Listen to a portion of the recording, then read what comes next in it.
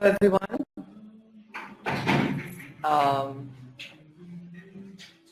just gonna wait for Rachita to give me a heads up. Okay, there you go. Hello.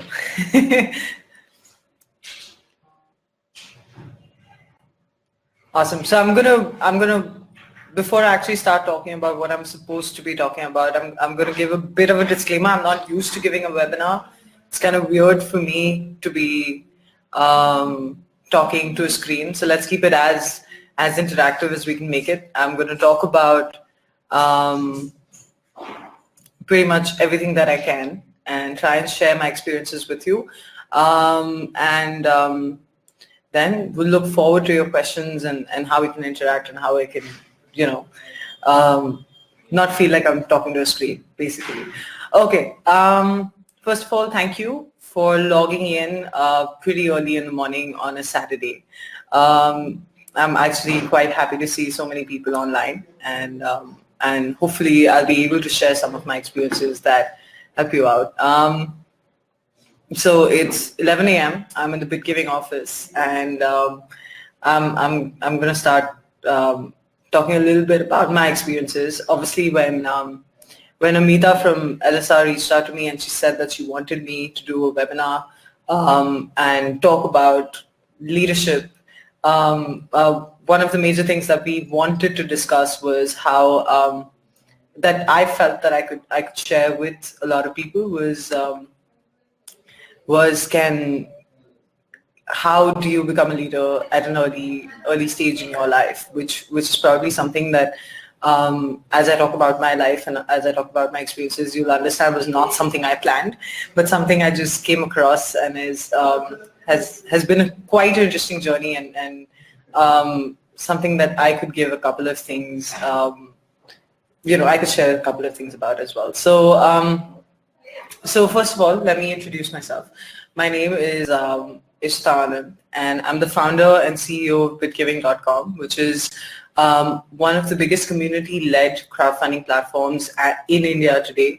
What we essentially do is that we help not-for-profits and not-for-profit social enterprises, individuals, and even companies now raise money for their dream projects. What we started out by doing, obviously, was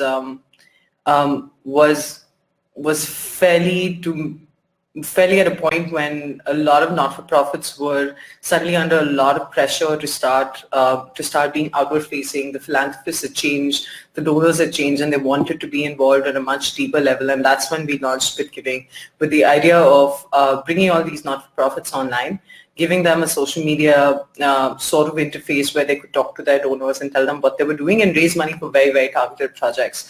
This was about 4 years back. We completed about 4 years in December. And since then, obviously, what we've done with the business has evolved quite drastically.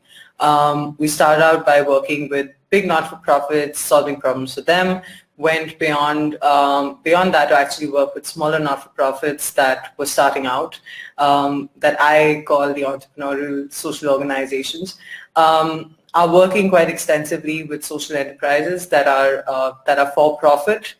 And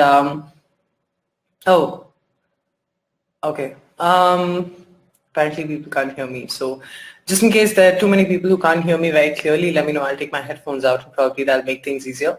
So we started with, and now we're working with a lot of social enterprises as well that are for-profit, trying to create an impact on a scalable level. And yeah, so that's been 4 years of my life. And as I go through how I actually came across to doing BitGiving and bringing BitGiving together, I think I should be able to put light on how you actually become a leader so early in life. I find it really weird when I say that, but anyway. I actually went to LSR, as you guys might have guessed. I was an English honors student in LSR, studied literature after, of course, trying to apply for engineering, getting through a couple of engineering colleges, and then suddenly deciding that I wanted to go to Delhi University and study literature. So I went to LSR, had the three most crazy years of my life from a point of view of not just did I study literature, I actually went across and did a lot of theater. While I was in LSR, I worked in the first startup and headed design for them, which was a startup called Beat, which is a newspaper for Delhi University. Now it's completely gone online, but at that point we used to like literally design and print out physical copies that used to be distributed across the campus, both south and north. So that's how it started out. 3 years of being able to do a lot of very different things. Towards the end of LSR, obviously, because of my interest in theater, etc., I wanted to get into filmmaking, so I actually went ahead and studied animation for a while. Made a couple of movies I'm not too proud of, and obviously went across and started making movies for a living. So I used to make a lot of corporate films. This is when, of course, this is back in 2011, 2012, when Delhi did not have a lot of production houses that were doing corporate work, and a lot of the work was still going to Mumbai. So I found that as an opportunity, and I actually started working with a bunch of digital organizations here, and I used to build corporate films for them. That was pretty much my life, and even at 21, I put together a team of like 5-6 people, and we used to make films. It was a lot of fun. It was sometime around that time when I realized that there was a massive need in the industry of films where we filmmakers didn't know how to interact with each other or put our work. Like if I had to go for a shoot somewhere, I had to take my team from somewhere. So that's when I actually started my first startup, and I think I was 21 or 21 and a half. Sort of came up with the idea of creating a platform for filmmakers, got a couple of people together, started understanding, said it has to be a tech platform, it has to be online, it needs to look like Facebook, and we have to create this platform for filmmakers so that they can actually interact with each other. Worked on it for a while, started putting together how I wanted the tech to look. Also spoke to a bunch of people to get investments in, right? And at one point had this investor who was super excited to put money in, and spent about 8 months of my life putting that entire product together. And then before we knew it, we'd run out of money. The investors weren't coming in. Nobody wanted to invest in a 21-year-old at that point. And we eventually shut shop. There were a couple of things that I actually learned from my experience with my first startup, and I think that's what defined a lot of what I did going forward. One thing that I actually learned was that raising money is not easy. Whether you're 21 or you're 30, if you're actually passionate about something, there might be people who want to support you, but not necessarily with the amount of money that you want. The second thing that I actually learned was that I fell in love with the idea of building a tech platform, and I knew that I wanted to learn more about it. So I still remember sitting somewhere, sort of trying to figure out what my next steps would be, completely low on cash. All my contacts that I was making films for had sort of, if you're a freelancer, you put together a production company, you constantly have to be selling. So I was at a point where I was like, do I go back to that, or do I do something which is more exciting? And it was around that time that I met Fahad Moti Khan, who is actually my co-founder in BitGiving as well.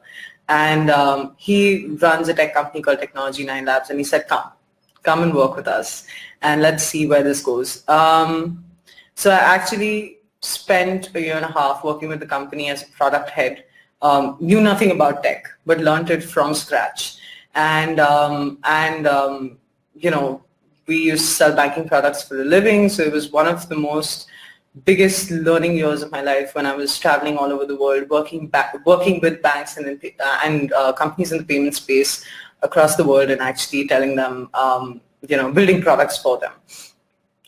It was around the same time that I started mulling with the idea of BitGiving, because one, I knew how to build payment systems, and I was doing that for banks, and I was building engagement levels on top. It wasn't just payment, but we were also creating complete universes for banks in the Middle East and Southeast Asia. And I said, and around the same time, I started meeting a bunch of not-for-profits in India who also were asking me similar questions of saying that, hey, we have to raise money for our donors, and our donors have completely changed, right? They want us to be more engaging. They want us to talk a little bit more. Maybe we should raise money for very, very targeted projects, and sort of put those things together. And Fahad and I sat down and we brainstormed and came out with the first product idea, which was BitGiving 1.0, which was the idea of actually putting very targeted projects and bringing crowdfunding to India.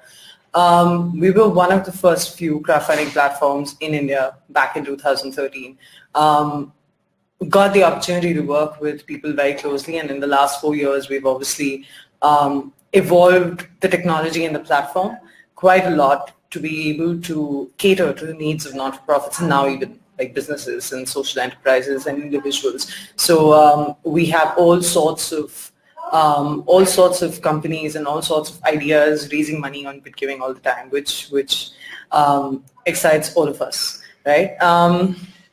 So that's in a nutshell my story. So if anybody asks me what my background is, my answer normally is it's complicated, because started out from a literature student, used to be a designer, became a filmmaker, started my first company, shut that down, started my second company, it sort of is working out for me. And I went from a literature student to a technology person who loves building products, and that's one, I eventually found my calling in life, and building tech platforms is something that actually excites me more than anything else. So that was hardly a brief introduction of myself, but pretty much the background of the kind of trajectory that I've probably seen in the last 4, 5, 6 years since I passed out of college. So the idea of the webinar obviously was to give you a bit of a background of how things have been, and a couple of things that I've learned over the last 4 years. Primarily, running BitGiving has been one of the most fulfilling as well as one of the scariest things I've ever done. And just, figuring out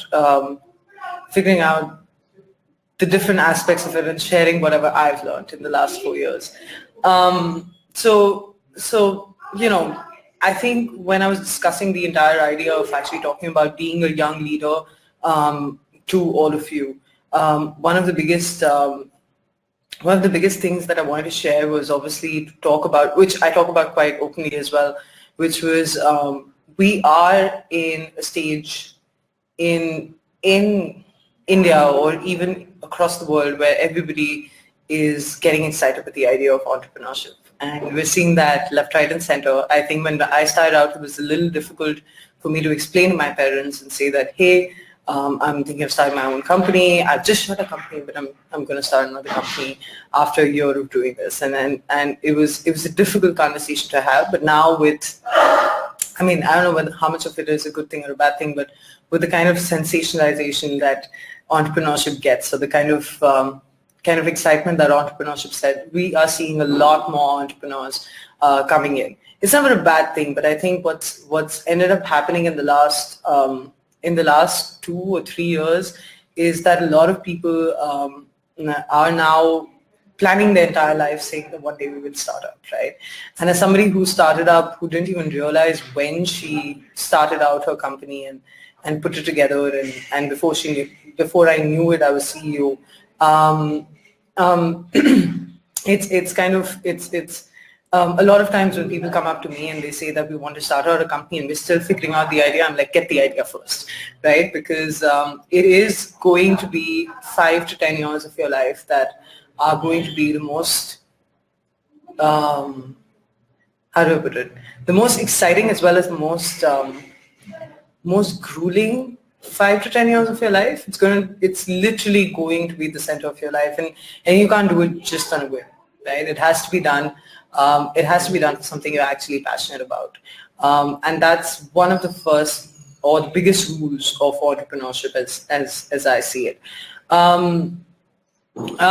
Just to go back a little bit, once we started BitGiving, Fahad was actually the CEO and I was the COO, and I was 23, and suddenly getting a lot of exposure across the world and across India, working with different not-for-profits while we were running the other company as well. So we continued to run the tech company and had BitGiving running in the parallel, saying we'll figure out what we do with this company. It was a year in when I realized that what I was doing at BitGiving was one of the most exciting things that I'd ever come across. And I went up to Fahad and I said, maybe I want to do this completely, and maybe I should stop spending so much time in the tech company, because you guys are doing very well. We've taken the tech company from a team of 10 people to about 50 people in a span of 2 years. And I said, now I think, people working under me are in a position to actually take over the projects here, and maybe I want to spend more time on BitGiving. And Fahad, being the mentor that he is, just looked at me and said, take over. Why don't you become CEO, and why don't you run this? And why don't you take it? You're anyway more excited about the product, and you should be able to take it forward. One of the first things I asked myself back then was, am I even ready to do this? I'm 23. I have no experience of running a company. And as exciting as it is to be working like 24/7 on a product that I built from scratch, am I even equipped to do it? Over the last 4 years, I've realized you're never ready to be an entrepreneur. No amount of preparation or experience or doing anything is going to take away that feeling from you, saying that, am I ready for this, right? So it's so different for each company, and the trajectories are so phenomenally personal that it's not something that you can learn in an MBA class, or it's not something that you can learn in complete sort of how do I put it? It's not something you can actually learn in a classroom or learn through experience in a while. So that was one of the things that I learned, and it was one of the biggest sort of realizations that actually helped me go forward with that. As an entrepreneur, obviously, one of the most important things that I learned in the last 4 years was also to realize that you suddenly put in the spot where you're responsible for a company, and you're also responsible for a bunch of people, right? There were a couple of things for us that we had to take care of with respect to BitGiving. One, we were entering into a space that didn't exist. So BitGiving needed to lead from a thought process point of view. We actually had to be thought leaders in the space and say, this is what's going to work and this is what's not going to work, right? On the other hand, there was also this entire process of saying that we also need, I personally had to suddenly go from a managerial sort of a role, even though I was one of the core people in the tech company, to suddenly being the core leader who was talking about, who was actually talking about the vision and actually going ahead and implementing it. And I was 24. I had to start from scratch and actually build a team for myself, because till then the team was pretty much me and Fahad, and we were running the show with a bunch of interns, right? I suddenly had to find the right kind of people to be able to come in. I suddenly had to go out and talk to people as the CEO of a company, and create a sort of a dent in what we were trying to build with respect to donations of philanthropy in India. The first part of it, obviously, when you're creating a product like ours, it took a toll on me initially, because trying to go into forums where people have like 15, 20 years of experience talking about the subject matter that you are now bringing a new perspective to was one of the biggest learnings I've had as a leader. One, I knew there was merit to what we were trying to do. We had numbers that were telling us that what we were doing was much more efficient for any not-for-profit out there. But being able to go out there and actually talk about it was something that I took up, eventually. I also realized that one of the biggest things as a leader is that panic remains a default state of mind, right? So when I took over as CEO, I remember the first 1 week was like this crazy week where I was putting Excel sheets together, I was putting up the plan together, I was like, this is it, this is how the year is going to roll out. And then for a month, I didn't do anything. I literally sat and I was paralyzed. I was like, this is too much for me to figure out. It's a good plan, but I don't know where to start.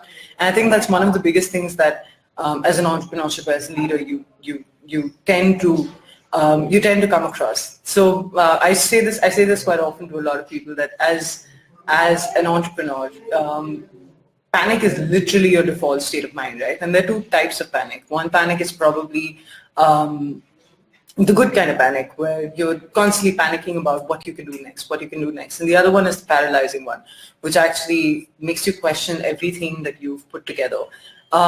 It's very easy for people to see the persona that leaders have across, in the true sense of word, where they seem like they're completely centered and they know how their company is going. But the reality at the back end is that we're constantly thinking, and we're constantly questioning a lot of our things. And that's something that because there was a huge expectation for me to become that person fairly early, that was one of the biggest questions that I had to actually pull myself out of and say that this is normal. It's normal for me as a leader to question my things, and the day I stop questioning my own decisions or cross-checking my own decisions, probably there's a problem there, right? One of the biggest things that I obviously learned over the last 4 years also is that my entire entrepreneurial journey, or as a leader, you're not worth, or you're not doing the right thing unless and until you have the right people to lead, right? And I think initially when I started hiring people, and I remember the first person I hired was Ela, who's our head of partnerships and marketing. One of the first people that I actually hired was on complete gut feel. And she came in and she actually built the company with me. As we started building the team, obviously we made a lot of mistakes on the kind of people that we wanted to bring in. But there were certain things that worked out very well. And a lot of what you are as a leader sort of goes down to actually the kind of team that you would have built. And that's something that I didn't know initially, right? I walked into a company that already had a team, and then we built a team of techies under it. Of course, what I've learned over the last 4 years is that the kind of team that you end up building is, or especially early on in a startup, is the kind of team that, just a minute. Just give me a minute. Sorry, guys. I'm doing a webinar and I'm getting very distracted.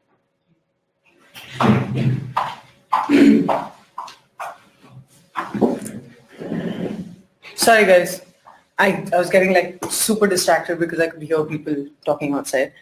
So yeah, coming back to what I was talking about as far as building a team is concerned.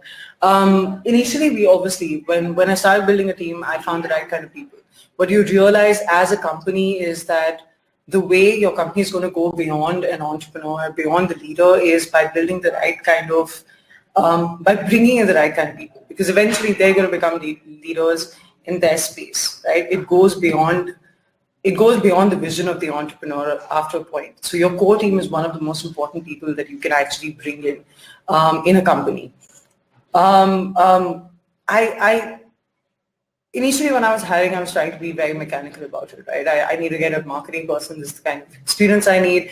All those things were really important. But over the last 4 years, the people who've actually stuck with me were the people who sort of aligned, or I could find an alignment for their growth, or their sort of understanding, or their sort of career trajectory, and I could find a sort of a way to make sure they achieve their goals with me.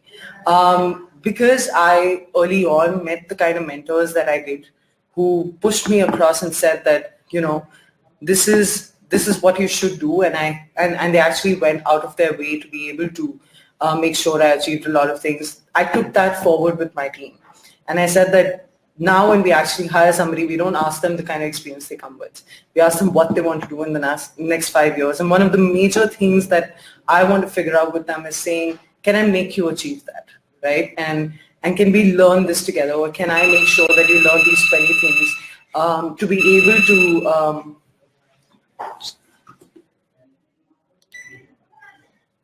be able to take this forward from that point of view.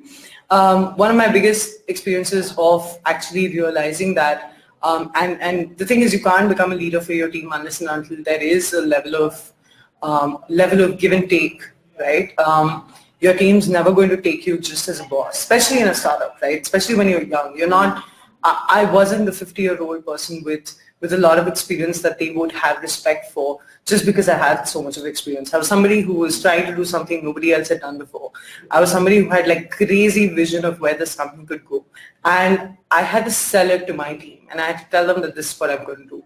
It took me a while to build that respect with them. And most of the respect that came from the team that I have today was because they knew that as a leader would make sure that they achieve, or they learn, or they achieve their career goals. I actually sit with them once a month in what we call the one-on-ones, and I actually try and figure out what they want to achieve in their life or how they're doing.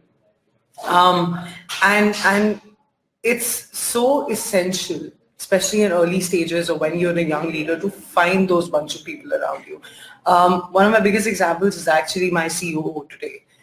She joined in as a junior campaigner. And we have a campaigning team that helps people campaign and stuff like that. She joined as a junior campaigner once we raised our first round. And I looked at her and I said, eventually I'm going to get you a boss. But right now, just do whatever you can do, and we'll figure this out. And, work closely with me, work closely with Ela, who is our head of partnerships, and we're going to figure this out. And we were constantly looking for this head of campaigns who was going to take care of the entire campaigning vertical of the company. 6 months in, I realized that we were running like completely. I was constantly spending a lot of time with this kid. She was 21 when she joined the company. She was handling most. Suddenly I realized I didn't have to do a lot on campaigning because she was suddenly taking all that work away and doing it on her own. And I sat with her and I said, how's campaigning going?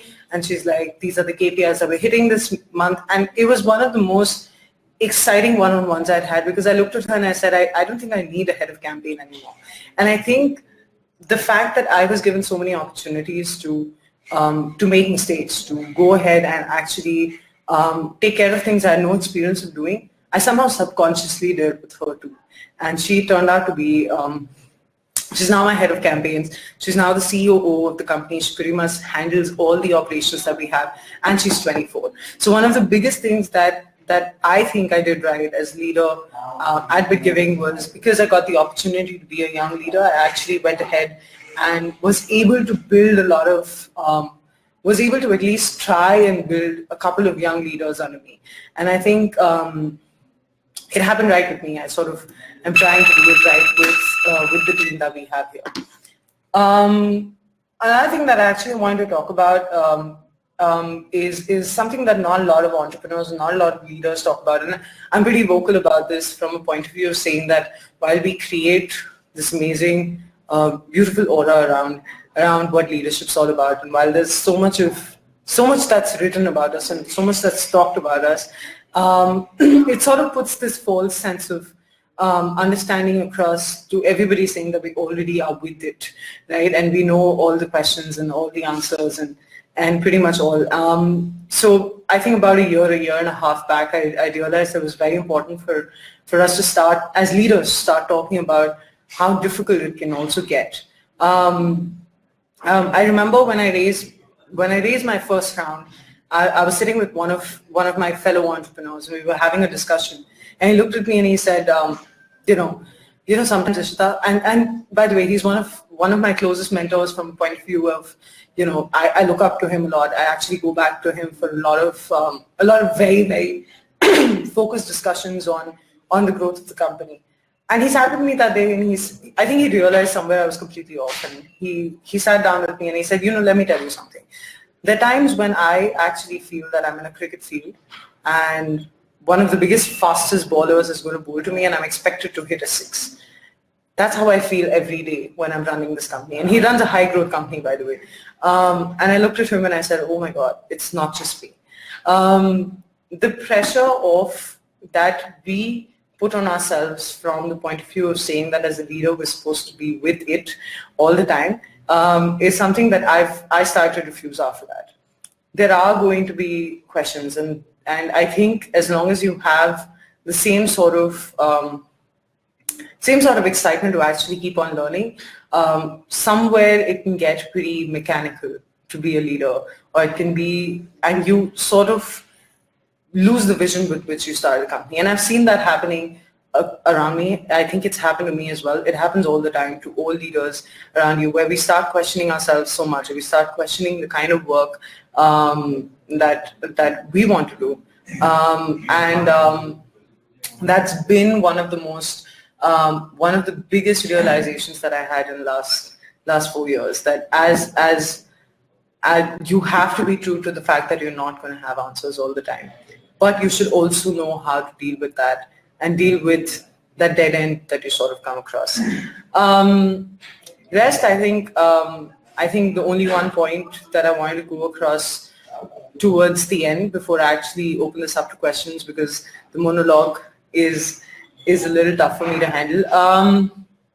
One of the biggest things that I think my brother, who's one of my closest mentors, at one point told me was that as a leader, there's always an internal compass, right? One of the best things that I did as an entrepreneur was that while I didn't go to an MBA school, I surrounded myself with mentors, and I continue to do that, and I continue to make sure that my team does that.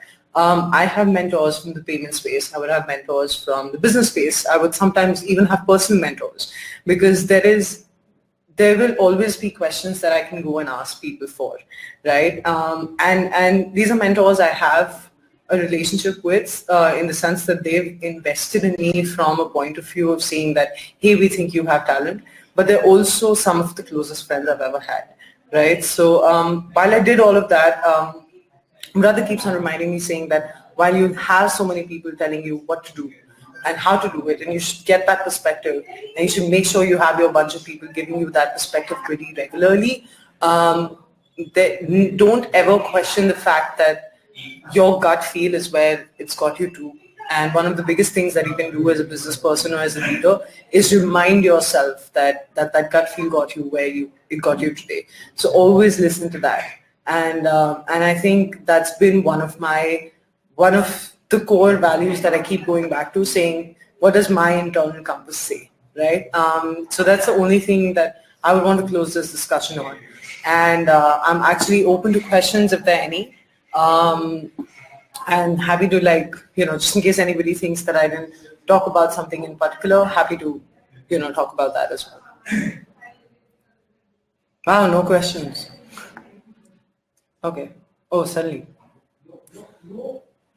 So I have a question from Ritu, which is, I have one piece of advice to somebody starting out. What would it be? I have a bunch of, I think my entire talk today was an advice to anybody who wants to start out. I think one of the first things that I actually practice, and I tell anybody who comes to me saying that they want to start out, is that, again, if you're not married to the idea, if you're not excited about the problem that you're trying to solve, I'm not even talking about a solution, right? I'm talking about the problem that you're trying to solve. The problem I solve as BitGiving is making sure that people can raise money online, right? It's not the platform that I've built. But as long as you're excited about that and you're ready to spend the next 5 to 10 years of your life solving it, until that's there, I would say don't start out.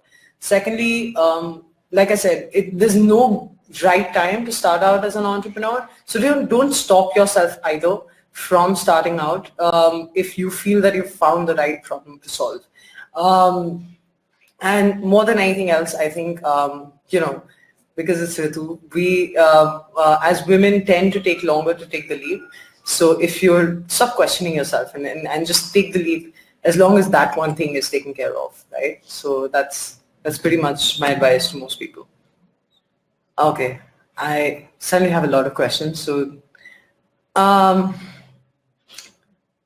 message for young leaders, just stay true to yourself, I think, and always remember that there are a lot of people who showed faith in you, which is why where you are, and it's always important for you to pass that on, and that I think also answers the next question that Avijit has actually asked me, which is that's exactly the kind of leadership that I try and practice. I've been given a lot of leap of faiths, and I've also taken a lot of leap of faiths, but there are a lot of people around me who've shown their faith in me without there being a reason to be able to do that. So while that put a lot of both confidence and pressure on me, I make sure that I pass on that sort of a leadership or that sort of a faith into a team that I have. And I think that's worked for me because I think I have a small team. They've pulled way beyond their weight in the last 4 years. We're working across in a space which is not a hyper growth stage, but we're still creating a dent in the world, and that's pretty much the kind of leadership that I would want to pursue for the rest of my life. That's probably one of the things that I'm actually happy I've been able to do. Okay.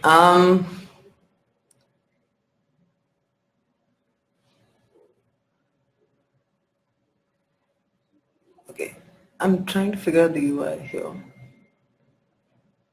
Okay, so somebody's asking about my business. You can check out everything about bitgiving.com on bitgiving.com. I can actually write it here for you guys as well.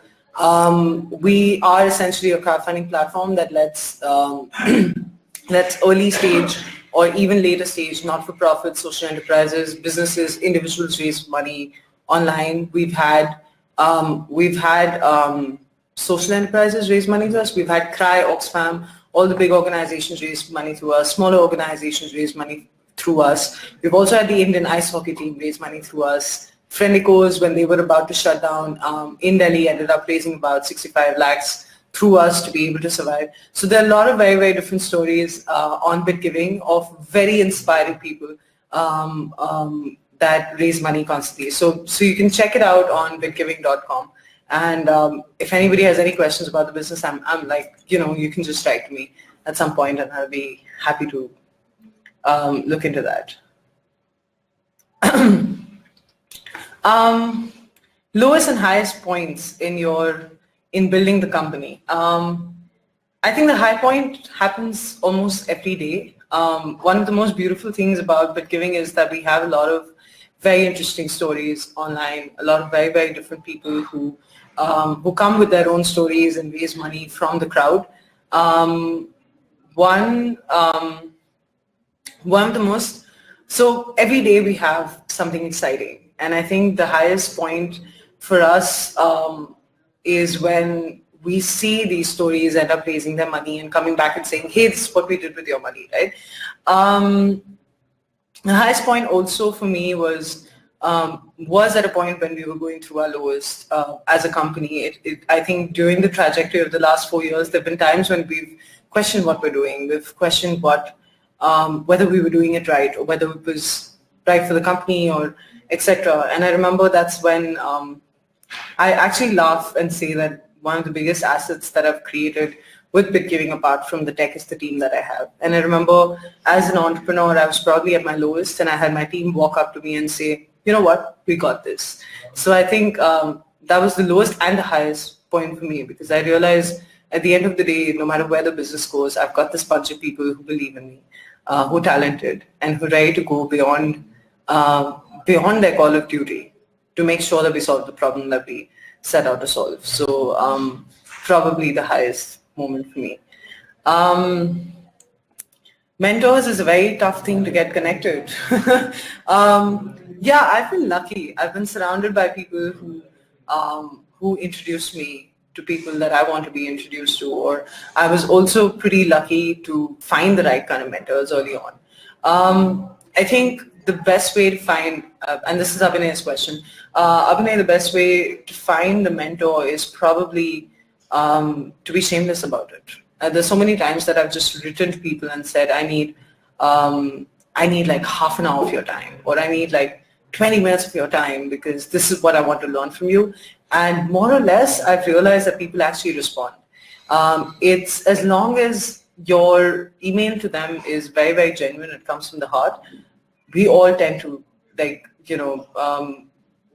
and we all tend to sort of try and put it under traps of let's make it as formal as possible. But I've sometimes just sent them a message on LinkedIn and say, hey, you know what, I love the work that you're doing, but I just need 15 minutes of your time. This is what I'm doing. I think you could help me with it. And more often than not,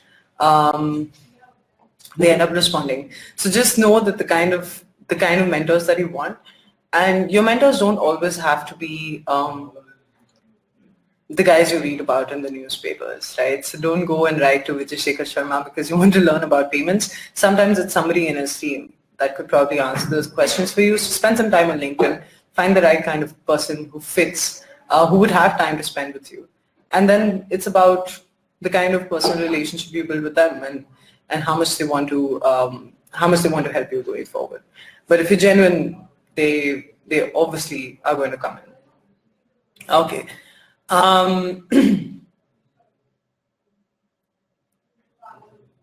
Sanjeev is saying, my question is a little weird. I had started a business 2 times but could not do well.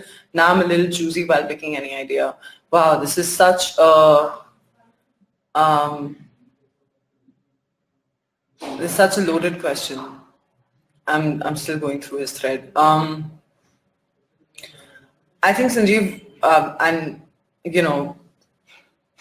I think one of the biggest or the most important things that I think you should question before you're actually starting out a company is, one side of it is, do you want to do it just for the sake of being an entrepreneur? And are you actually excited about coming up with solving a problem or something like that? The fact that you can't figure out the idea is because maybe you're not excited about something yet.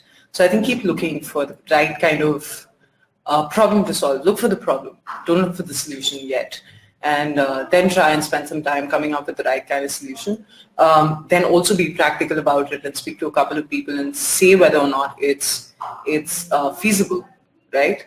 And again,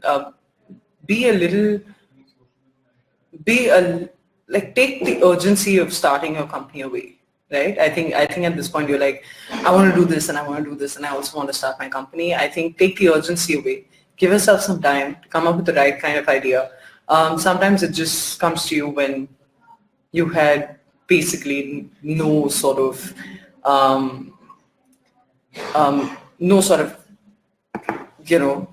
inclination to come up with an idea. So give trust your instinct a little bit and trust your subconscious a little bit, and it should come to you.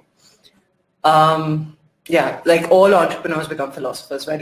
We all talk like this. I'm sorry, but we all sort of believe that there's some sort of an internal pointing compass. I keep going back to that helps you through things. Do you think traits of entrepreneur are different from manager in a big organization? Absolutely. I mean, I think, as a manager, there's certain targets that you're hitting, but as an entrepreneur, you're bringing in vision on board, man. I mean, I think, and as a manager, there is such a huge difference between being a manager and a leader. And I think the best person to actually explain that to you is not me. There's this article by Paul Graham, which talks about exactly that. And I think you should go through that and you'll understand that as a leader, there's much more. There's vision, there's conviction, and there's this little bit of craziness that you have to bring on board to be able to do a good job. So yeah.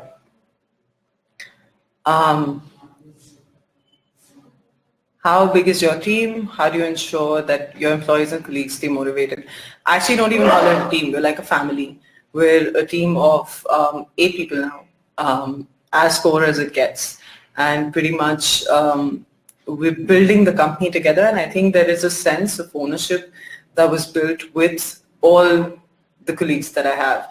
here at BitGiving. So what keeps them motivated is pretty much that keeps me motivated, which is that we're all like, we've pretty much decided that our lives are going to go in to solve the problem that we decided to solve. So, and yes, as an entrepreneur, you're constantly selling out to the world and you're also constantly selling to your team, but eventually your team comes on your side and sells back to you. So that's where we are. And it's like this one big crazy family that works and laughs. And I think as a leader, I made sure that I built that environment. So I'm very, very invested in not just what they're doing professionally, but also how they're doing personally. So they're also I'm also a friend to them in a lot of ways, but then when I'm a boss, I'm a boss. So it's just keeping that balance that keeps them motivated. They know they can walk up to me for anything, for any sort of advice.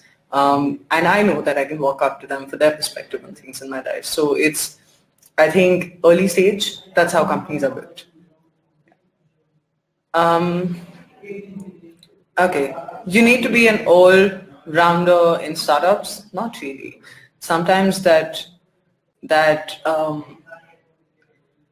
sometimes you just get the people to do stuff that you don't know how to do. I think I don't know a lot of things, how things are done. I know an overview of how they're done in my business, but if I was told to do them on my own, I wouldn't do a good job. So you don't have to be an all-rounder.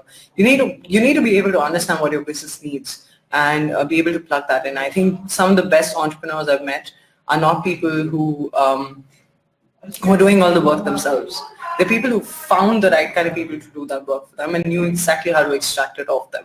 So, and that also sort of answers Abhinay's question, because that's how you build a trusted team, right?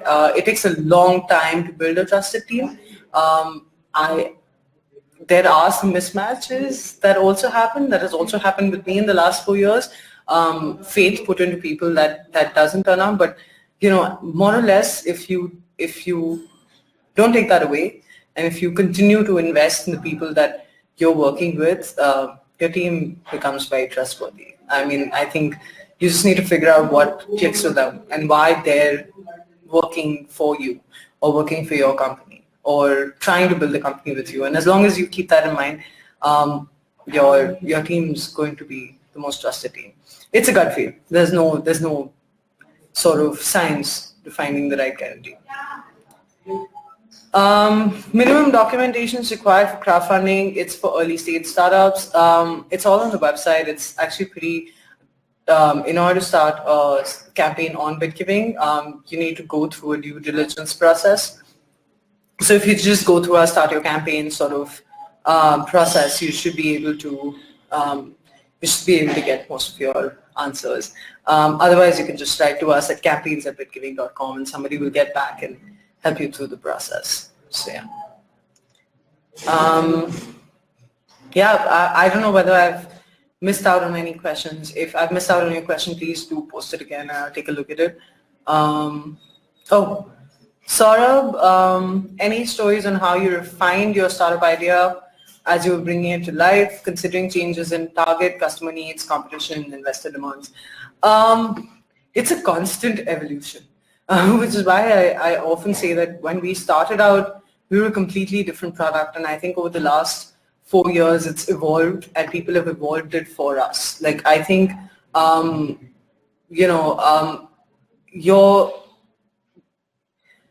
your product or whatever you're trying to build with the startup or whatever solution you've built with the startup you need to know that it has to change, right? And I think one of the biggest things that you can do as an entrepreneur is be as nimble as possible. I have made some big punts on how I thought the product should be, and they've blown up in my face, and I've taken that and I've said, okay, let's revert it, let's change the product in a certain way. And I think as long as you're as nimble as that, it changes. Customer needs is pretty much what you need to focus on. Because if you're building it for yourself, it doesn't work. You have to build it for your target audience. So sometimes you just have to, I sometimes just go for certain meetings because I want to know how my customers reacting to our product. And there is a very, very strong feedback process that we have at BitGiving as well, because we're building it for them, right? So we've come to a point where people actually tell us what they want in the product next, and that's a good place to be in.